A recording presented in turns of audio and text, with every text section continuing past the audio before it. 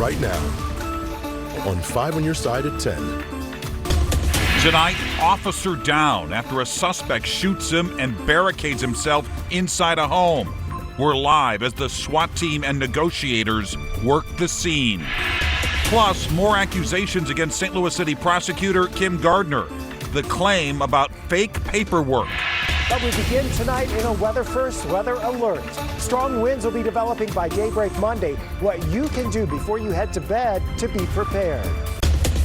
Right now, a line of storms moving this way and could give you an early wake-up call. Good evening. I'm Mike Bush. And I'm Ann Allred. Let's get straight over to weather first. Chief Meteorologist Scott Connell, who's tracking the timing of these storms and gusty winds, and it's already windy out there. Yeah, it's already windy now, and those winds will increase through the overnight hours. So we're going to stay in our weather alert through the overnight into midday tomorrow, as the anticipation is these winds will gust about 40 miles per hour pretty frequently during the very early morning hours. So if storms don't wake you up, and that's entirely possible, gusty winds probably will. So far, it's just been a little light drizzle around St. Louis. Most of the showers have been farther south and southwest of St. Louis, and they're drifting across southern Missouri and southern Illinois.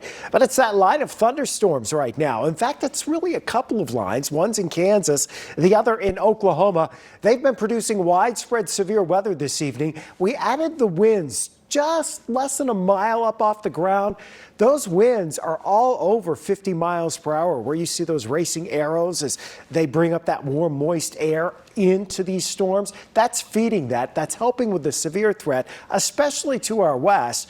And that includes that severe thunderstorm watch in Kansas and much of eastern Oklahoma under a tornado watch. Now, by the time these storms make it towards us, they will be weakening as they push towards the St. Louis area.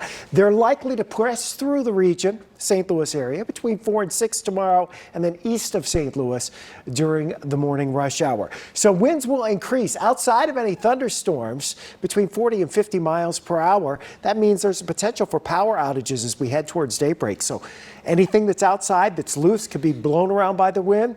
Before you go to bed, you want to make sure that's tidied up and secured, and also make sure your phone is charged before those fast-moving thunderstorms roll in just before daybreak. We'll see in a few minutes to talk about the end of the week and more changes, Ann. And remember, you can get the weather first forecast anytime. Just text the word weather to 314-425-5355, and within seconds we will send it to your phone. Breaking right now, a police standoff in the Metro East is entering its 9th hour. Tonight, one person is dead and a police officer is recovering after he was shot by the suspect. This all began just before 2 o'clock this afternoon in DuPont, Illinois, off of McBride Avenue. There's a residential area near Illinois Route 3 and I-255 it's happening in. Our Laura Barczewski has been on the scene all afternoon, all night. She's live with the latest developments. Laura. Mike and Ann, we just learned about an hour ago that DuPont officer who was shot is out of surgery and recovering at a St. Louis area hospital. But the scene is largely unchanged. I'm going to step out of the way. You can still see just down the street a mobile command center is there. That's at McBride Avenue. We have been unable to go any further than this all afternoon. So you can see that's still in place. We also saw a St. Louis Fire Department truck rolled up just a little bit ago. And here's what unfolded this afternoon. The St. Clair County Sheriff's Department says a DuPont police officer was responding to a physical disturbance ahead of their deputies just after 1:15 Sunday afternoon and was shot in the shoulder by a suspect in the 400 block of McBride Avenue. The officer was rushed to the hospital with serious injuries. Illinois State Police say they found another person dead at a nearby home. An Arch Air Medical Services helicopter was stationed at the scene for several hours, along with armored vehicles and dozens of law enforcement officials from all over the Metro East. Investigators were also searching from the skies in a plane that circled the area for hours. Officials blocked off every entrance to the neighborhood for several hours and didn't let anyone in or out, as they believe the suspect barricaded themselves inside a home on McBride Avenue. Neighbors told us off camera they were very scared this afternoon, and police actually asked them to leave for their own safety.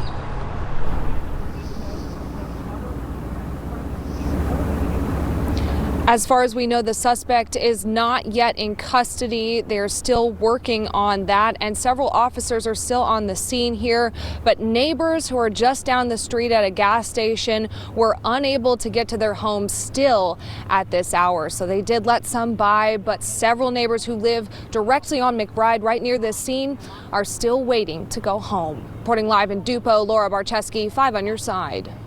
Tonight, St. Louis police are looking for the driver involved in a crash that killed 4 people. The crash happened just after midnight on South Grand in Midtown. Police say a Chevy Impala ran a red light and hit a Chevy Tahoe with 8 people inside. The Tahoe landed on its roof on Forest Park Avenue below.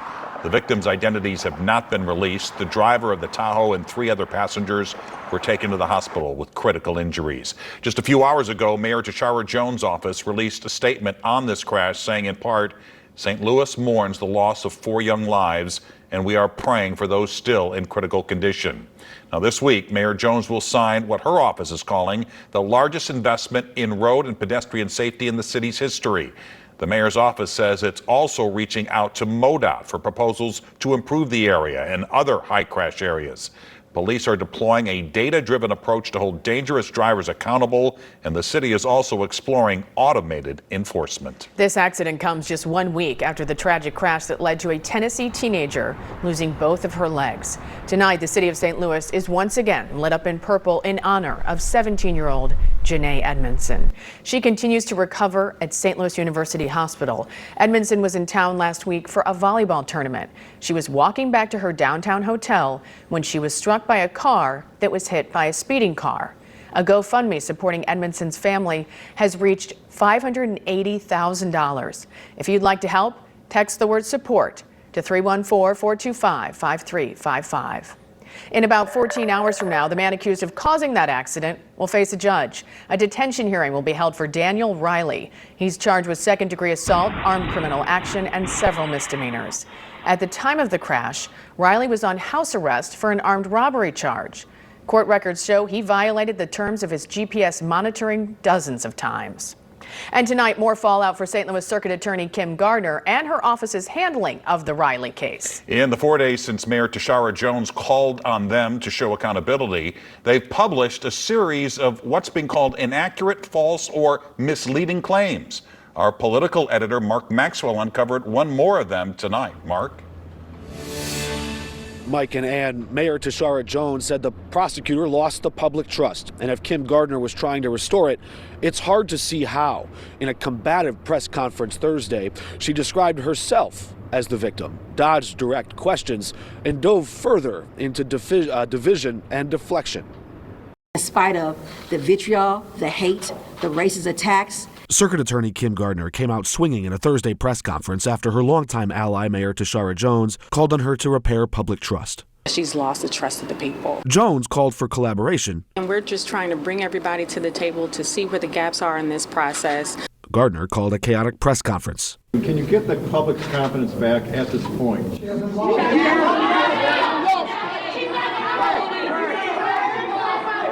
Some improvements need to be made in her office. we recognize some are seeking clarity about the defendant's past interactions with the criminal justice system. Instead of providing that clarity or committing to transparency, Gardner's office released false and misleading information.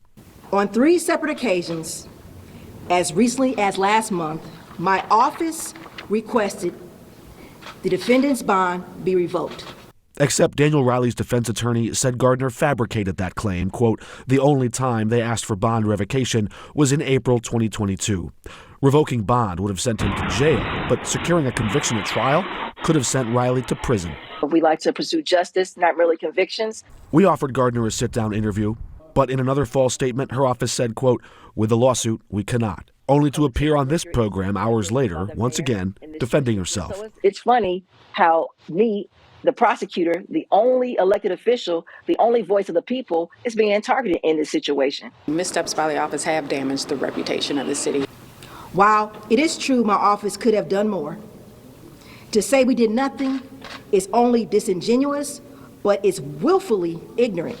Take some accountability, and accountability isn't weak. Accountability is pointing fingers. There are numerous attacks on our office There are numerous individuals that have an agenda to make sure that my office does not succeed. And we did our job. And as I said, could we do more? We could. But did we not do nothing? That is not true. Of course, Republicans have piled on to criticize Gardner, but she's really relished in that political fight to try and rally her base behind her. Republicans, of course, did not force her to dodge blame or to defiantly double down. Many public relations experts and political allies of Gardner's even have wondered what might have happened if any of this would have spiraled to the point it reached, this political fever pitch, had she just expressed sincere condolences and an apology and a commitment to do better from day one. Reporting downtown, Mark Maxwell, 5 on your side.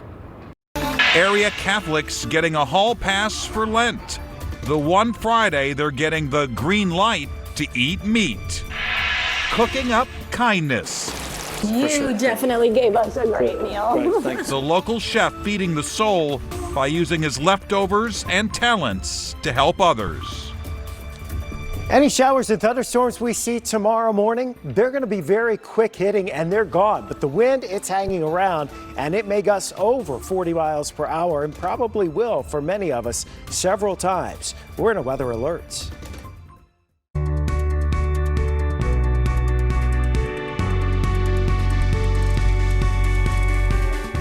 Thousands of people in the St. Louis area aren't sure where their next meal is coming from. Some estimates say almost 10% of the population is food insecure.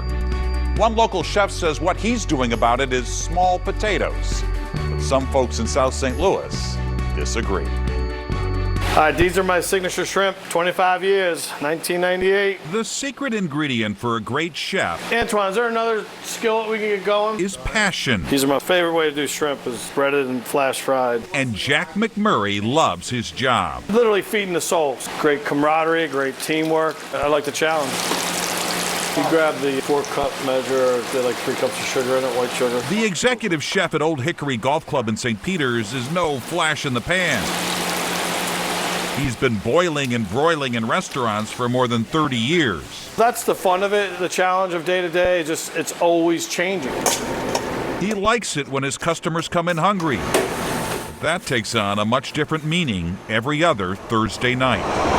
Dear God, we thank you that you love us. On the first and third Thursday of the month, So we got potatoes here. These will go second. Chef Jack takes his talent and extra food Amen. to St. Paul's Episcopal Church in South St. Louis. Hey, come on over here, ma'am. Here you go. It's all part of Pastor Rebecca Ragland's food ministry. We have people who come who haven't been able to get a meal, or they maybe got a meal on Monday, but they haven't gotten one this evening. And so they come, and definitely people are hungry. This is kind of a difficult time in my life. I recently became homeless. Aaliyah Roy is one of about 850,000 people in Missouri facing food insecurity. And there's more if you like, okay? That's why Chef Jack and his team We have chicken here. With donate food to nonprofits like Operation Food Search and St. Patrick's Center on a weekly basis. Just my childhood upbringing, to respect the food, eat the food, don't waste the food. Here you go, potatoes. But it's much more hands-on on these Thursday nights. How you doing tonight, bud? When he brings along his knives and spatula,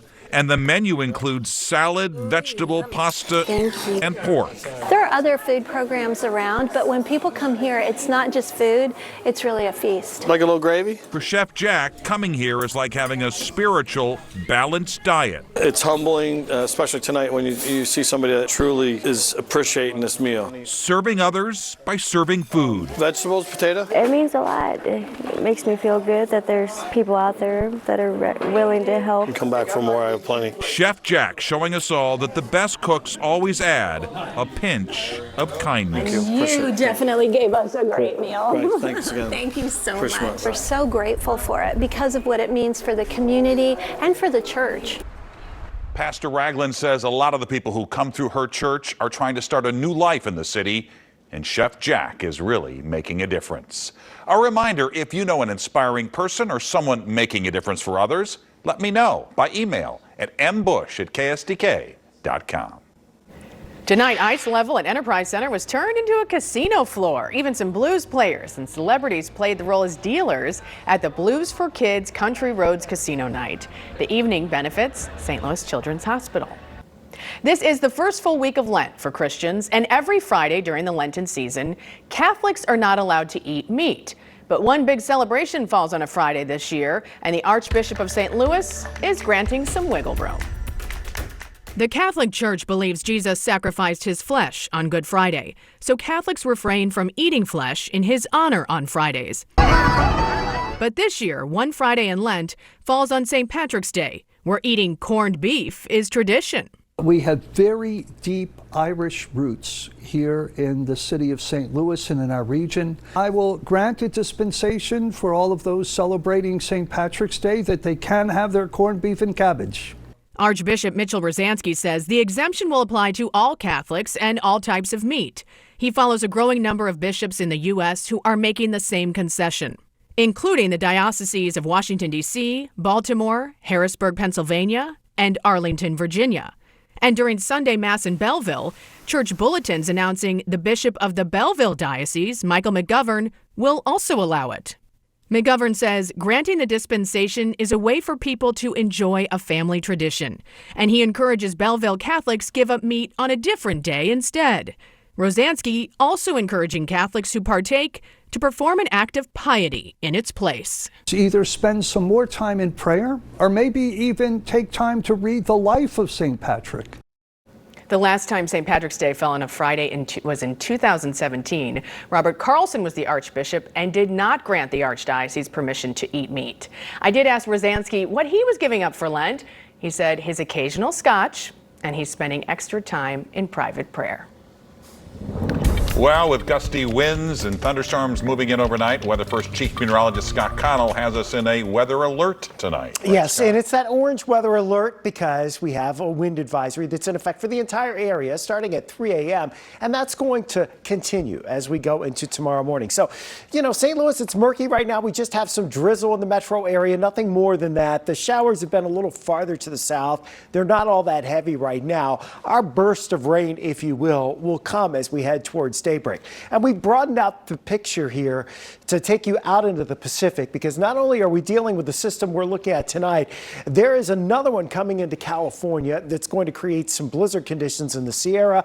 There's another system lined up out in the Pacific. What does that mean? It means overall this week is going to be an active week for us weather-wise. Now, we're in the low 50s in St. Louis.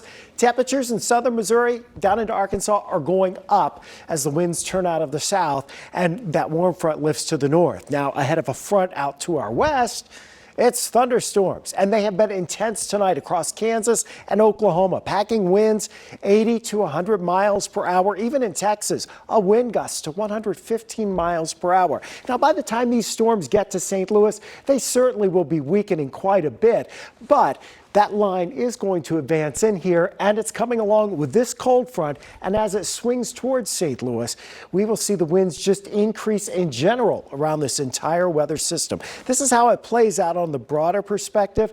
Most of our rain lasts for a couple of hours. The thunderstorms, that maybe last for an hour in any one spot, but the winds, they're picking up towards 3, 4 in the morning. We're keeping them gusty throughout the day tomorrow, and those winds will finally start to settle down tomorrow evening.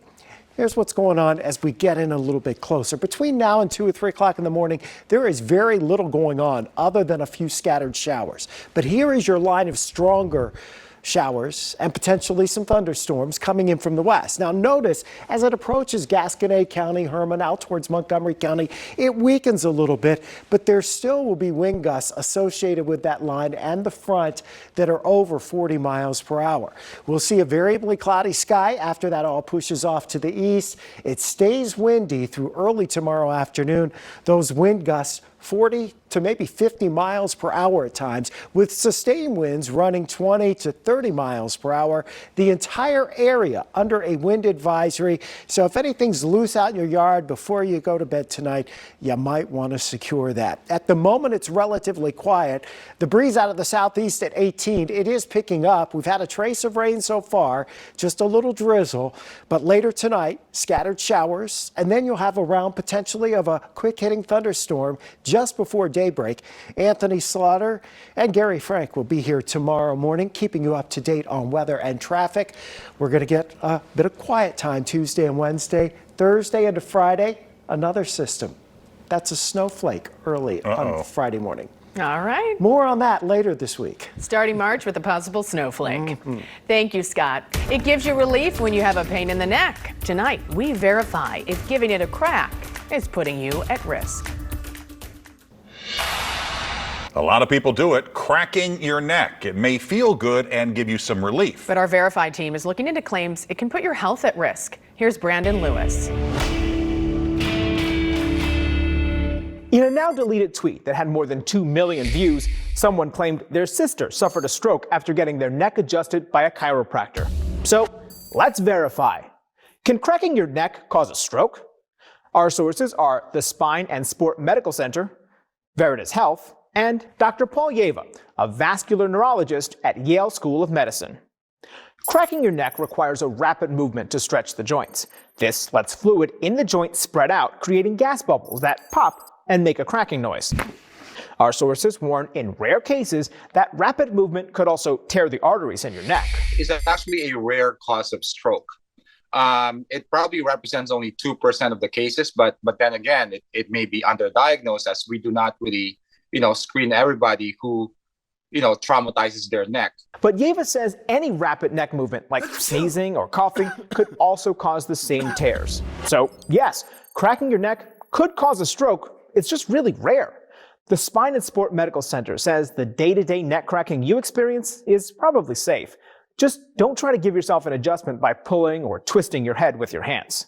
With you a Verify, I'm Brandon Lewis. What can we verify for you? Please send an email. The email address verify@ksdk.com. We'll be right back. For early tomorrow morning, as we'll be looking at gusty winds around the St. Louis area. That band of showers and storms likely gets out of here and moves east by 6 o'clock, but those winds will gust above 40 miles per hour at times through about 2 or 3 o'clock tomorrow afternoon. And there you have it, 5 on your side at 10. Start your day with Today in St. Louis. It begins at 4 a.m. And now here's Frank Cusimano with Sports Plus.